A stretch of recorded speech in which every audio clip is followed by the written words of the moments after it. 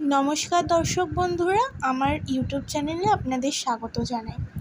আজকের একটা দুপুরের মেনুর ভিডিও আপনাদের সাথে শেয়ার করছি। আজকের মেনুতে ছিল সাদা ভাত, সঙ্গে শুশনি শাক ভাজা, আর ছিল চুই ঝাল দিয়ে মাংস তরকারি।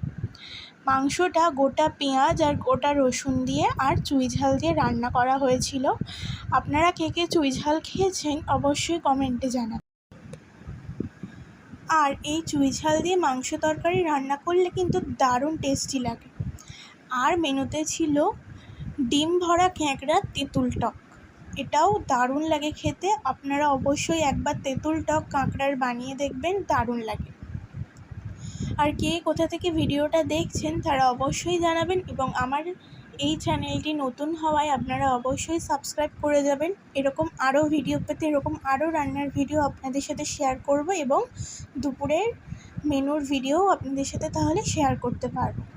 আজকের ভিডিওটি আপনাদের কেমন লাগলো অবশ্যই জানাবেন কমেন্টে, এবং ভালো লেগে থাকলে একটু লাইক দিয়ে যাবেন। ধন্যবাদ।